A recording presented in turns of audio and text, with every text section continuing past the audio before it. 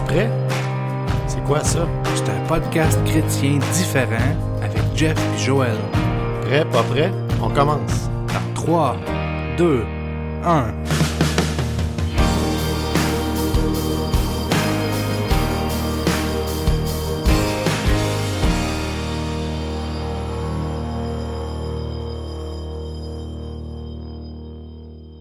Salut tout le monde, bon vendredi.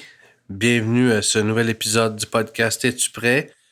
Déjà la 4e partie de notre étude du livre des Romains.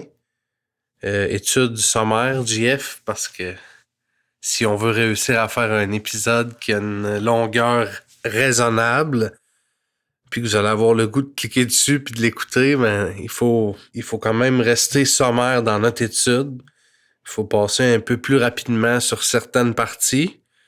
C'est d'ailleurs ça qu'on va faire aujourd'hui parce que au dernier épisode, on a terminé au verset 20 du chapitre 3. Donc aujourd'hui, on va commencer au verset 21 du chapitre 3. C'est comme si on a un petit peu de retard à rattraper pour essayer de conserver notre rythme de un chapitre par épisode. Donc on va terminer le chapitre 3, puis on va passer aussi à travers tout le chapitre 4. Donc, on a une grosse commande devant nous autres aujourd'hui. J'espère que vous avez pris l'habitude d'avoir déjà entre les mains la Bible, peu importe son format, puis que vous êtes prêts à commencer, parce qu'on va commencer tout de suite, sans plus tarder. Au dernier épisode, on a terminé le verset 20, il disait « Nul ne sera justifié devant lui par les œuvres de la loi. » Donc, on a réalisé que même si on essaie de respecter toute la loi à la lettre, c'est pas de cette manière-là qu'on va être justifié devant Dieu. Donc, aujourd'hui, on va parler de la justice de Dieu. On va parler de la justification. Donc, sans plus tarder, JF, on va commencer au verset 21. Ouais. Mais maintenant, sans la loi est manifestée la justice de Dieu, à laquelle rendent témoignage la loi et les prophètes, justice de Dieu par la foi en Jésus-Christ pour tous ceux qui croient. Sans la loi. Sans la loi est manifestée la justice de Dieu. Par la foi en Jésus-Christ. Il n'y a point de distinction, car tous ont péché et sont privés de la gloire de Dieu. Et ils sont gratuitement justifiés par sa grâce, par le moyen de la rédemption qui est en Jésus-Christ. C'est gratuit. Ils n'ont pas d'œuvre à faire. Il n'y a pas d'œuvre à faire. C'est gratuit. Ils sont gratuitement justifiés. Justifiés comment? Par la grâce de Dieu. Juste le verset d'avant, ça disait « Justice de Dieu par la foi en Jésus-Christ pour tous ceux qui croient. » Tu vois, j'ai souligné juste le mot « tout » dans ce verset-là parce que ça fait un peu la suite à ce qu'on a déjà parlé de « Il n'y a point exception de personne » et que c'est pour quiconque. J'avais dit « Je suis fier d'être un quiconque ». Donc, ici, Paul ne change pas de langage. Donc, il ne rajoute pas des catégories en s'en allant au fil du livre des Romains, mais c'est pour tous ceux qui croient gratuitement. Ouais. Je suis content que ce soit gratuit. Ouais, ben oui, une chance. C'est lui que Dieu a destiné, par son sang, à être pour ceux qui croiraient, victime propitiatoire, afin de montrer sa justice, parce qu'il avait laissé impunis les péchés commis auparavant, au temps de sa patience, afin, dis-je, de montrer sa justice dans le temps présent, de manière à être juste, tout en justifiant celui qui a la foi en Jésus. Tu vois, on a déjà eu un épisode qui disait « Dieu est fidèle et juste ». Mais de manière à être juste, mais de montrer sa justice dans le temps présent. Il veut montrer sa justice, puis il veut être juste, en justifiant celui qui a la foi en Jésus.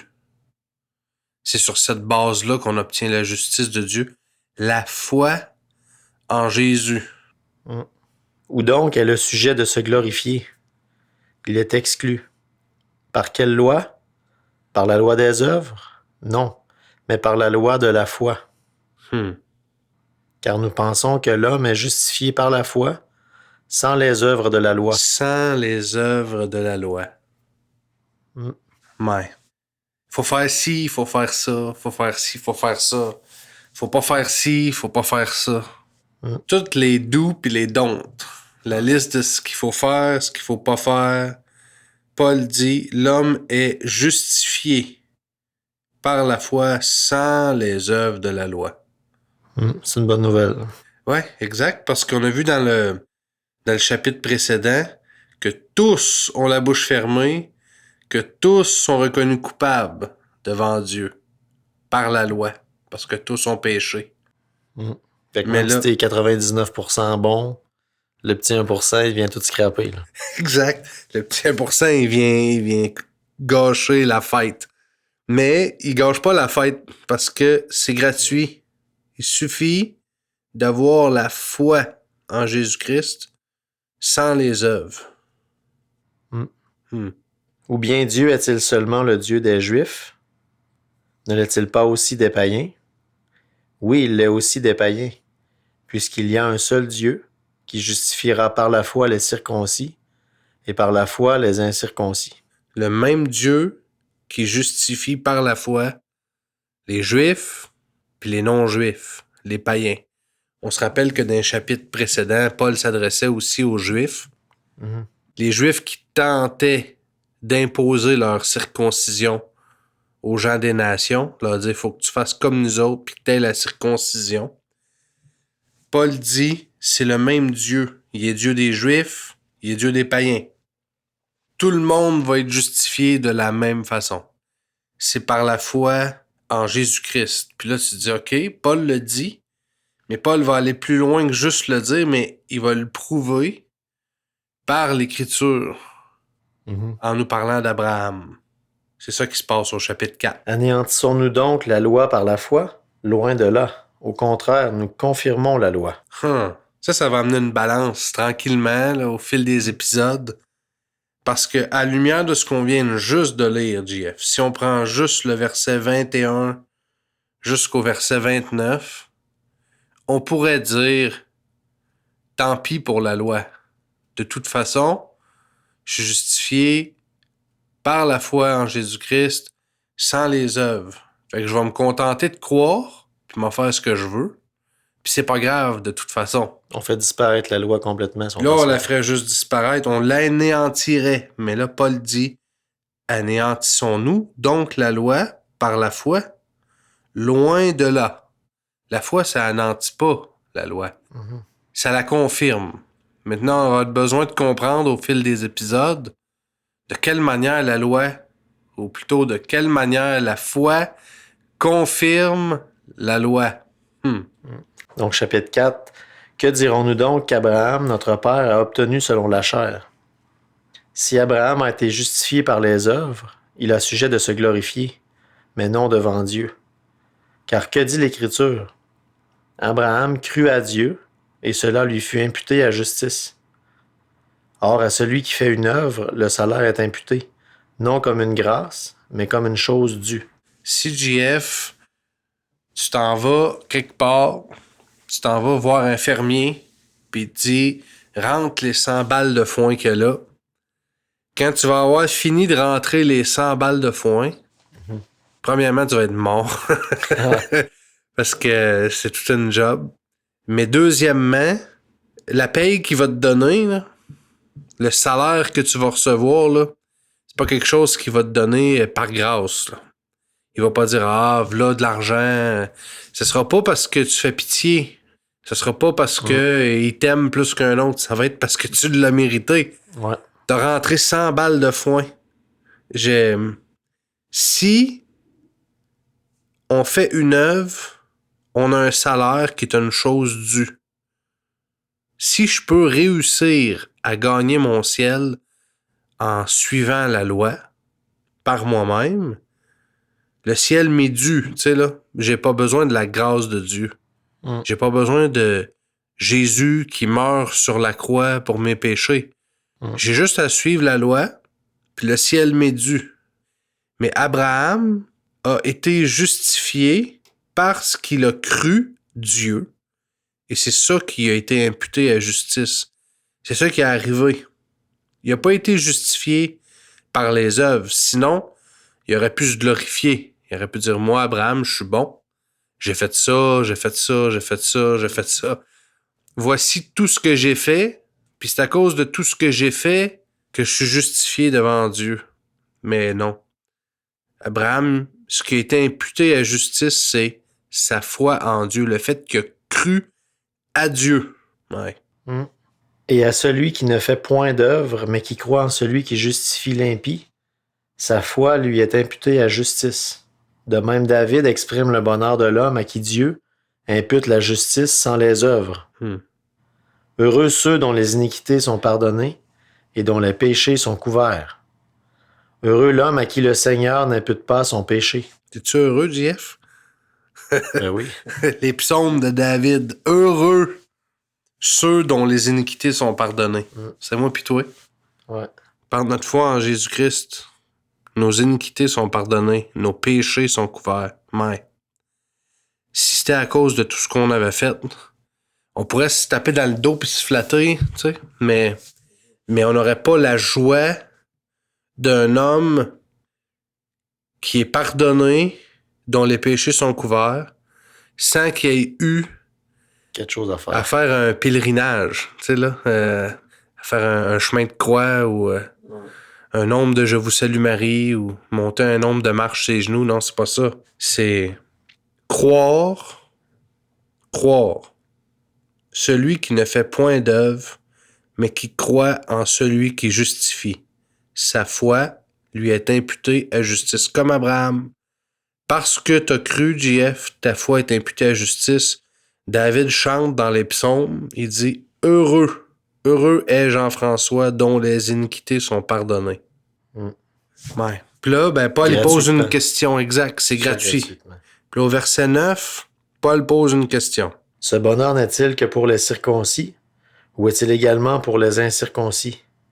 Car nous disons que la foi fut imputée à justice à Abraham. Tu vois, le monde, les Juifs, ils essayaient de convaincre les non-Juifs de se plier à la circoncision parce que la Bible dit que Abraham était juste devant Dieu, puis Abraham a eu le sceau de la circoncision. L'alliance que Dieu avait faite avec les Juifs, c'était l'alliance de la circoncision sur les bébés nouveau-nés. C'est une alliance que Dieu a faite avec Abraham après avoir accompli une promesse de lui donner un enfant. Les Juifs ont perpétué cette tradition de la circoncision-là parce que c'était une alliance qu'il y avait avec Dieu. Mais ce qui arrive, c'est que après que Jésus-Christ est venu mourir sur la terre, il y a une nouvelle alliance entre le peuple de Dieu puis Dieu. On quitte l'ancienne alliance. Puis là, ce qu'on va réaliser dans les prochains versets, c'est que les Juifs ont l'impression que Abraham était circoncis. Parce qu'il était circoncis, Dieu a répondu à la promesse. Tu vois? C'est comme si la circoncision, c'était une condition préalable. Tu dois être circoncis, puis après ça, tu entres en relation avec Dieu. Dieu peut répondre à ta prière. Dieu peut accomplir un miracle. Mais on va réaliser que Paul nous explique que c'est l'inverse. Comment donc lui fut-elle imputée? Était-ce après ou avant sa circoncision? Il n'était pas encore circoncis, il était incirconcis. Il reçut le signe de la circoncision comme sceau de la justice qu'il avait obtenue par la foi quand il était incirconcis, afin d'être le père de tous les incirconcis qui croient, pour que la justice leur fût aussi imputée. Et le père des circoncis, qui ne sont pas seulement circoncis, mais encore qui marchent sur les traces de la foi de notre père Abraham quand il était incirconcis. Ouais. Il a reçu le signe de la circoncision comme un sceau de la justice qu'il avait obtenue par la foi, alors qu'il était encore incirconcis. Ouais. Comme nous, JF, dans la Nouvelle Alliance, qui reçoit le sceau, qui reçoit le Saint-Esprit de Dieu qui vient vivre en nous. par la foi, parce qu'on croit en Jésus-Christ par la foi, puis qu'il nous a promis d'envoyer son esprit, comme un sceau de la justice qu'on a obtenu par la foi, alors qu'on était encore des bons à rien.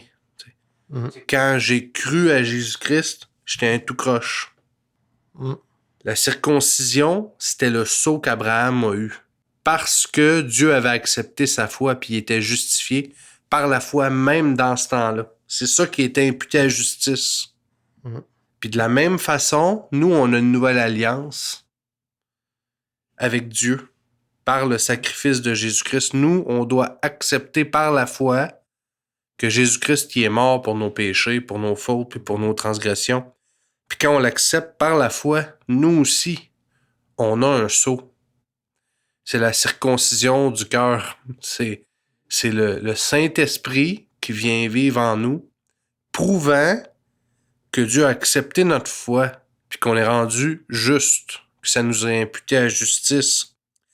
Là, ici, Paul dit que Abraham était le père de tous les incirconcis qui croient, et le père de tous les circoncis, pas seulement circoncis, mais qui croient.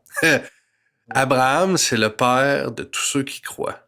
Peut-être que certains de nos auditeurs ont déjà entendu parler des fils et des filles d'Abraham ou des enfants d'Abraham. Parce qu'Abraham, la promesse qu'il a eue, c'était pas juste la promesse pour son fils Isaac. Mais la promesse qu'il a eue, c'était la promesse que je ferai de ta postérité comme les étoiles du ciel. Regarde les étoiles, peux-tu les compter? Je ferai de ta postérité comme les étoiles du ciel. Puis avec nos cerveaux humains, on aurait tendance à penser à une postérité naturelle. Isaac engendra, Jacob engendra, etc. De manière à ce que les enfants d'Abraham soient les Juifs. Parce qu'Abraham, c'est un Juif, puis naturellement, de cette manière, les Juifs de l'Église primitive s'appropriaient un peu le rôle des enfants d'Abraham. Nous, on est les enfants d'Abraham. On est les Juifs, on est circoncis. On a l'alliance de la circoncision. Ici, Paul vient dire aux Romains, Abraham était le père de tous les incirconcis qui croient. Ouais. Mais le père aussi des circoncis, mais pas ceux qui sont juste circoncis, mais qui sont circoncis, les Juifs, mais qui marchent sur les traces de la foi de notre père Abraham quand il était incirconcis. C'est quasiment une insulte pour les circoncis, dans le sens que vous vous vantez d'être circoncis, mais vous marchez sur les traces de votre père Abraham, puis il était incirconcis. Là. Exact. Ben, t'as besoin d'être là. Ouais.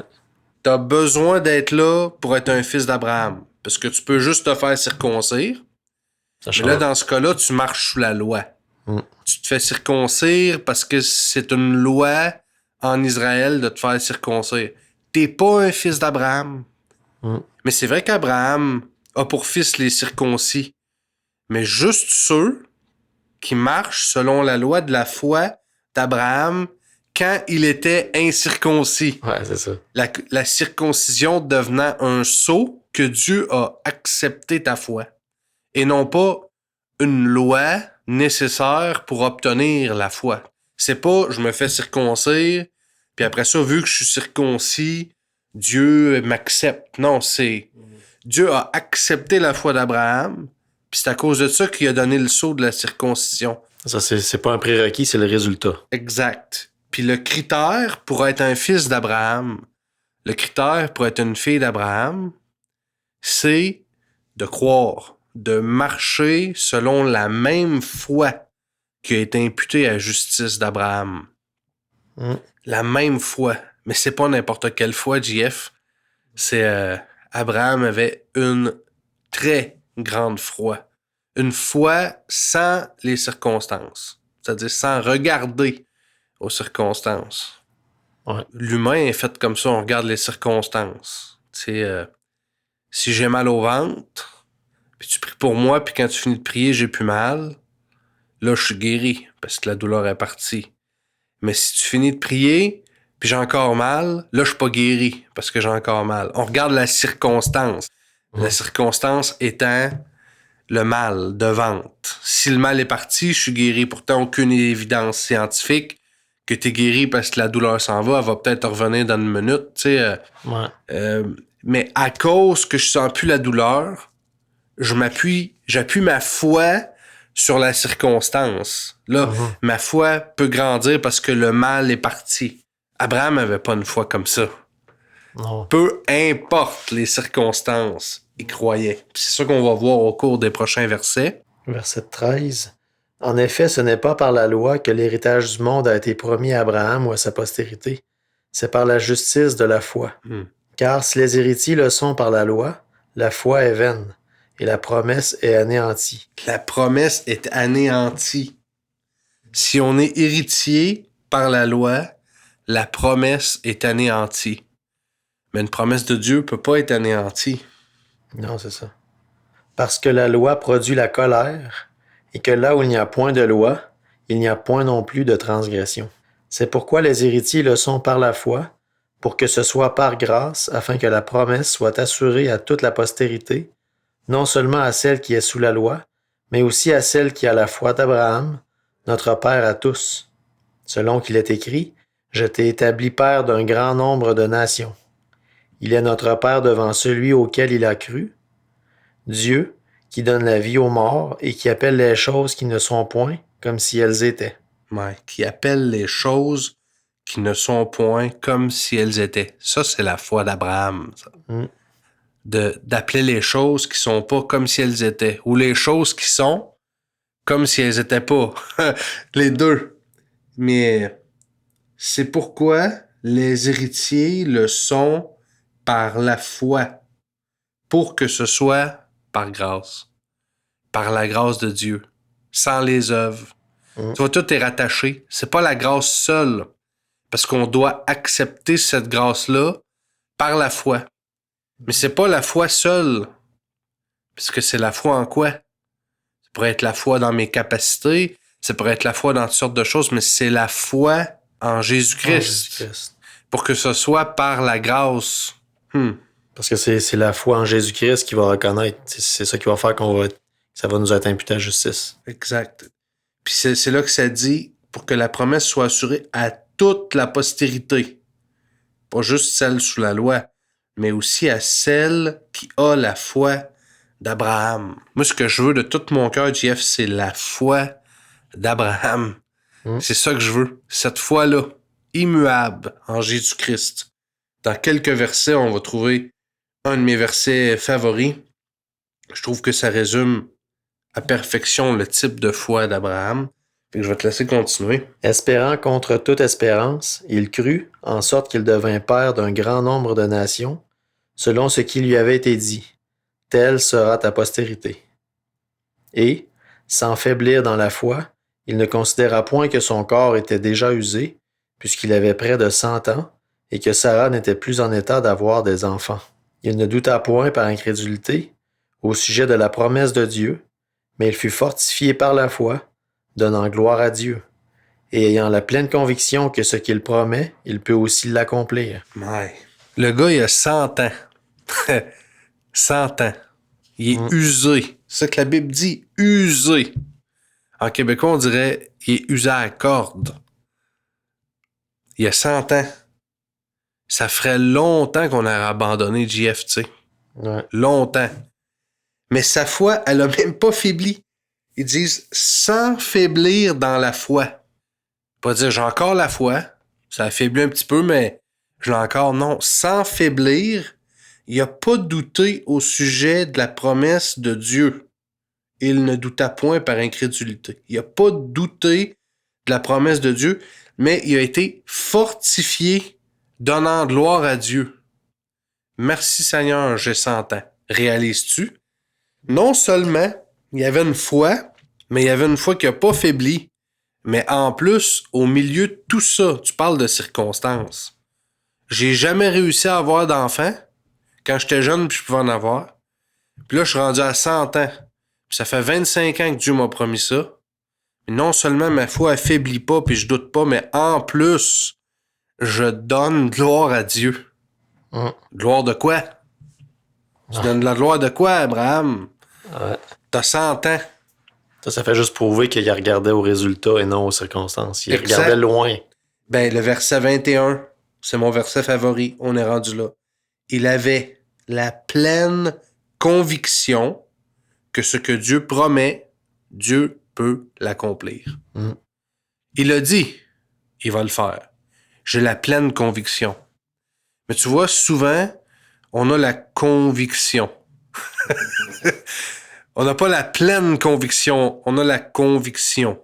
Elle est déjà prête à lâcher presque. Faudrait que ça arrive vite. La conviction pas convaincue. Là. Ouais, c'est ça.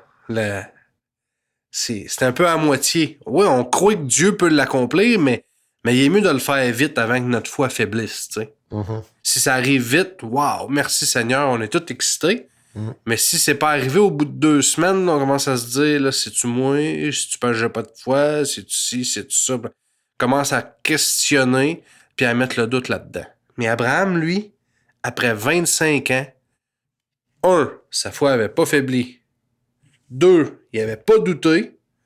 Puis 3, il avait la pleine conviction que Dieu peut l'accomplir.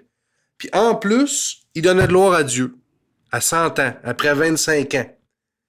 Puis là, au verset 22, Paul dit, « C'est pourquoi cela lui fut imputé à justice. » Pourquoi sa foi est imputée à justice? Pour ça. Ça n'a pas faibli. Il n'a pas douté. Il avait la pleine conviction. Puis en plus, il donnait de gloire à Dieu. Ouais, mais j'ai prié. J'y ai demandé, puis il l'a pas fait. Ah non? Ah non? Ta foi t'est pas imputée à justice. Ouais. Tu doutes par incrédulité. Tu crois pas que Dieu qui a fait la promesse, il peut l'accomplir. Abraham, lui, une pleine conviction. Puis tous les fils, puis toutes les filles d'Abraham, dont la foi est imputée à justice, ils ont une pleine conviction. Je veux cette pleine conviction que tout ce qui est écrit dans la Bible là, Dieu l'accomplit. Il est juste. Il le fait. Il le fait quand? Ça, c'est pas de mes affaires. Je regarde pas aux circonstances. Je regarde à la promesse. C'est ça qu'Abraham a fait. C'est ça qui est imputé à justice, puis c'est à cause de ça qu'aujourd'hui, il est père de plusieurs nations, puis que moi puis toi, JF, on est considérés des fils d'Abraham à cause de cette foi-là. Verset 23. Mais ce n'est pas à cause de lui seul qu'il est écrit que cela lui fut imputé. C'est encore à cause de nous, à qui cela sera imputé, à nous qui croyons en celui qui a ressuscité des morts Jésus notre Seigneur, lequel a été livré pour nos offenses et est ressuscité pour notre justification. Livré pour nos offenses, ressuscité pour notre justification. On vient de terminer le chapitre 4. Par conséquent, la partie 4 de notre étude aux Romains tire à sa fin. J'espère que vous êtes bénis, que vous êtes stimulés de réaliser toutes ces choses-là, qu'on n'a pas à être juif, parce qu'en effet, nous, les Québécois, JF, on n'est pas juifs, ni de près ni de loin. Non.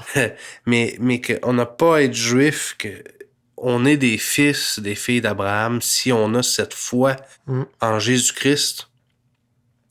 Moi, mon cœur se réjouit. C'est comme si ça bouillonne en dedans de lire le livre des Romains. Plus on avance, plus je suis béni. Puis la semaine prochaine, on entre justement, c'est le verset 25, c'est un peu une introduction au chapitre 5, où on va parler du sacrifice de Jésus, puis on va parler du péché, puis de la grâce. Puis le sacrifice de Jésus-Christ, quel rôle il vient jouer envers notre péché, puis comment la grâce prend le dessus ou prend le contrôle. Puis aussi les fruits que la justification par la foi apporte dans la vie du chrétien. C'est-à-dire qu'on peut dire qu'on a cru, donc qu'on est justifié, mais si on a cru puis on est justifié, qu'est-ce que ça apporte dans notre vie? Puisque ça devrait produire un changement. Donc, la semaine prochaine, soyez des nôtres pour la partie 5 de l'étude du livre des Romains, où on va attaquer le chapitre 5. Bonne semaine tout le monde, bye bye. Bonne semaine, bye. T'as une question, un commentaire, ou tu voudrais nous contacter? Tu peux nous écrire au contact@commercial-es-tu-prêt.info. Ça va nous faire plaisir de te répondre. À bientôt!